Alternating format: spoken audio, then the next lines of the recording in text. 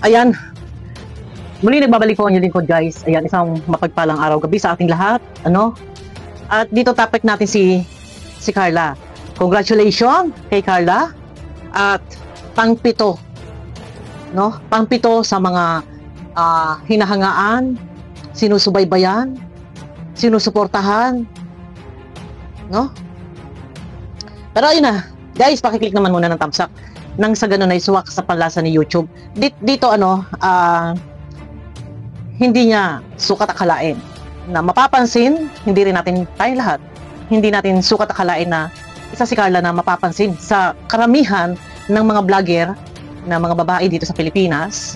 Pero sa mga sikat na vlogger na babae dito sa Pilipinas na kumbaga parang yung hinahangaan, yan, hinahangaan siya, maraming nagagandahan sa kanya, sinusuportahan siya, yung mga ganun. Parang hindi nalalayo kila Ivana Alawi. Ayan na, pampito. Congratulations kay Carla. Ito, alam niyo sa totoo lang, yung kay Carlang channel, wala siyang target content. 'Di ba? Kumbaga yung kanya is parang live lang siya, live streamer, and then shout out. Pero ang lakas po ng human magnetic power ni Carla. Dahil pa sabihin natin na kumbaga parang dito sa Kalingap ay sabihin man na Kalingap yung nanonood, pero hindi, iba klase pa rin, guys. Kahit pa sabihin nga pong Kalingap, pero yun nga pong mga Kalingap vlogger na matagal na nasa Kalingap at kilala na, mas tinalo pa nga si Kuya July. Isipin niyo pag naka-live si Carla, inaabot siya ng 5,000 views yung mga nando sa live chat. And yung comment section, ang dami nagko-comment at ang dami din po nagpapalipad. Tinalo pa ang mga vlogger ng Kalingap. Gayong wala naman siya doon na target content. Kung baga yung kay Carla is shout out and nagbabasa ng comment, no? Pero ang tanong, bakit po ganun kalakas humatak ng viewers itong si Carla? And ito na pangpito si Carla, no? Baka KMJS ito, si Carla. Yan, nakikita niyo sa ating thumbnail.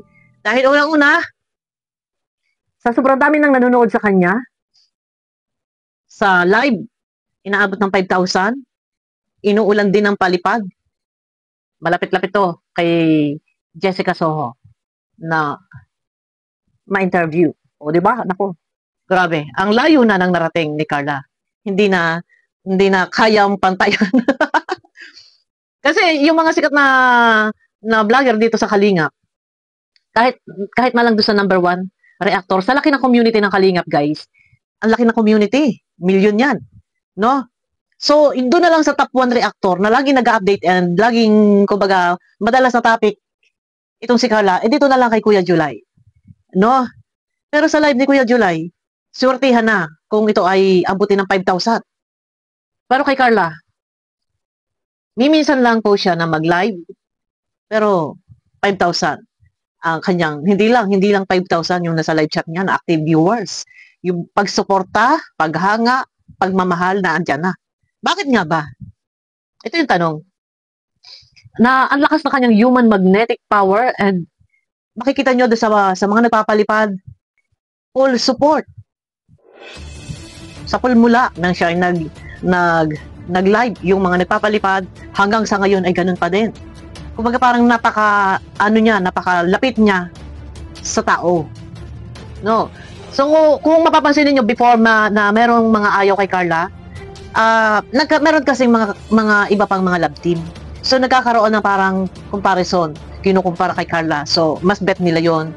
Kaya hindi po maiwasan. Maintindihan po natin kung bakit meron. Dito lang naman yung sa loob ng Kalingap ng basher Pero yung ibang mga viewers na nasa labas ng Kalingap, yung mga kumbaga hindi yan talaga. Meron lang siyang basher, yung mga supporters na matagal na nandiyan sa Kalingap na meron sila sinusuportahan. Kumbaga nagkakaroon ng pagkukumpara. Pero ako nagtataka din. Sa dami ng nanonood, lahat halos active yun. And yung sa live chat, active na active silang mag-comment. active sila na nagko-comment, no? And siguro yung iba din talagang naandyan nakasubaybay din kasi nakikita din natin talaga na kapag habang siya naka-live, namumula, pulang-pulang mga palipad. Ito yung tanong, bakit nga ba? Ganun na lang talagang suportahan nila si Carla and ganun karami yung nag-aambang nanonood kay Carla.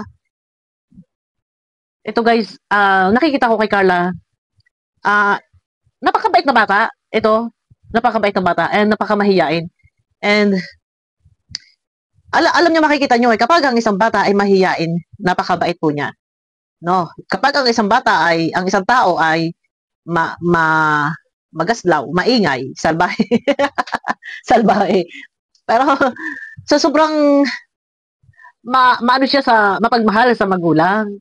And the way siya magsalita, may po at opo, parang makikita niyo doon na orient kid itong si Carla, napalaki ng magulang na may paggalang. Kita naman natin yan. Hindi naman po maitatanggi. Hindi natin yan maitatanggi. Pero kinatutuwa guys, no? Pang-pito si Carla ng mga hinahangaan, sinusubaybayan, sinusuportahan, marami supporters, followers. Ito si Carla. Malaki ang tsansa nito na ma-interview ni Jessica Soho. Wala yung posible yan guys. Abangan natin. Dahil yung kanyang pagsikat, hindi pa ito hindi pa yan live streamer lang yan. Kumbaga nagla-live lang yan. Pero hindi pa talaga siya yung full-time vlogger na mayroong target content. Ay lalo na siguro kung ito ay mayroong may target content. Kung ito ay maging isang ganap na charity vlogger full-time. Kaya lang nag-aaral pa hindi pa kasi pwedeng pagsabayin. Malaki ang tsansa na mas yumabong, lumaki yung kanyang YouTube channel, mas dumami yung supporters.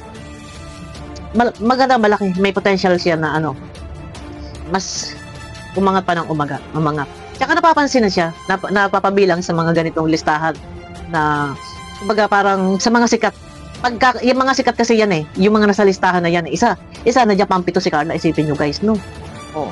Hindi natin sukat akalain na yung isang Carla mahiyain noon, na kapag binablog, ay sabi nga nila Kalinga Prab, no, nakakailang shoot, kinakrap lang yun, kinakat lang yun, kasi kapag naka-air na yun, nakasalang na yung camera, sa sobrang mahiyain nung umpisa na pumapasok sa loob ng kwarto at nahihiya, no? Pero mas maganda kasi yung si Carlang mahiyain noon, nahubog na ngayon. Nasanay na siya na tumayo, nasanay na siya na humarap sa camera na nag-iisa. Kumpara before na sobrang mahiyain talaga, nalala ko talaga yun nun. Pero, congratulations kay Carla, no? Guys, napakalakas ng kanyang human magnetic power. Yun yung tinatawag na parang, malakas yung charisma, yung dating. And, ang mga nagmamahal sa kanya. Hindi lang sa support ng panunood sa kanyang live na inaabot ng 5,000 blessings inuulan. Diba? Inuulan ng blessings. Kaya, mapalad, maswerte si Carla. Ang aking masasabi lang, dapat, kumbaga, lagi kang humble. Lagi kang mababa. Yan. Pero nakikita naman natin na hindi naman nagbabago. Kahit na inulan ng sobrang blessings, daming biyaya, yan pa rin. Ang nabago lang sa kanya is yung kung paano siya makipag-usap sa mga vlogger na nag-i-interview sa kanya before na talaga mahiyain. Ngayon po ay, kumbaga nahubog na, develop na si Carla. Ibang-iba na si Carla ngayon. No. Malayo pa ang lalakbayin. Malayo pa ang mararating. And ito na, pang-pito, si Carla sa mga sikat. Ay, grabe. Sa mga sikat na kababaihang vlogger. No? Ano pa kaya kung meron siyang target content? Ano ba yung nababagay na content para kay Carla? Kasi nag-aaral po siya guys Nag-aaral siya. So, hindi naman, kung charity vlogger, pwede rin. Pagtulong. Ang problema kasi niyan, hindi niya yan magagampanan kasi nga, nag-aaral pa Ang kasi, pag charity vlogger, lagi ka na sa labas. Naghahanap ng matutulungan. Or pag pinuntahan mo bundok, punta ka sa bundok. Or kahit uminit, umulan, may bagyo. Yan, charity vlogger. Maganda rin ko charity vlogger. Pero bilang siya, estudyante, ano pa yung mas manababagay para sa kanya? Na meron siyang target content para meron siyang regular upload sa kanyang YouTube channel. No? Kasi napapanood natin sa live. Pero yung sa upload video, wala. Meron man, pero ano lang, kumbaga personal vlog. Isipin nyo guys, no? Ako nga itaka din eh. Yung mga vlogger, kahit kay Kuya Bal, yung mga normal na live ni Kuya Bal, kumbaga normal na vlog ni Kuya Bal, swertihan na talaga minsan minsan malaki. Pero maliban kung may mga event, malaki talaga ang views ni Kuya Bal pag naka-live siya. Pero pagka yung mga ordinary vlog lang, live sa gabi, minsan parang hirap pang maka 2,000. Pero kay Carla, grabe, inaabot po ng guys, 5,000, 6,000. Tsaka ang mga viewers active sa live chat. Yung pagsuporta, yun, sobra. Full support. Makikita natin, full support talaga. Ang dami nagmamahal kay Carla. No? Ayan nga, congratulations. At tuloy-tuloy ang iyong kasikatan. At sana nga ay magkaroon siya ng target content para meron siyang upload sa kanyang video. Na upload video, yung regular upload. Yung hindi lang po siya yung live. No? Kasi pagka live, mas maganda eh. Pag live, walang edit-edit. Pagharap sa camera, dire-diretso na yon. So, mauubusan siya minsan ng topic. So, pagka-upload video, yung kagaya nung ginagawa ko lang. Kumbaga, kami creator content lang, gumagawa kami ng mga content. So, pag live, wala nang edit-edit. Mas maalwan. Pero para sa paglago ng channel, and mas magkaroon pa siya ng mga updates sa mga viewers, no? Yun na, guys. Abangan nyo ako sa aking next video. Congrats kay Carla. At abangan po natin yan. Malay natin yan ay mga kay MJS. Ay naku, lalo na ito. Kasi alam nyo yan, si Jessica Soho, kung sino yung viral, kung sino yung sikat, yun yung kanyang kino-content, binablog. No? Tingnan nyo yung itong si Kambal na Australiano, at saka sino nga yung isa? Yung isang taong grasa na pasikat na nandito na sa Caloocan, na tinutukan naman nila ka-business. Sino nga yun? Nalimutan ko ng pangalan ng lalaki na yun. O, di ba? Naki-MJS po yan. Pero, pagka ganon, maaaring si Carla ay mapuntahan ni Miss Jessica Soho at tanungin, bakit ka inuulan? Napalipad, namumula. O, di ba? Grabe nga, grabe. Ang pagmamala sa kanya, sobra-sobra talaga.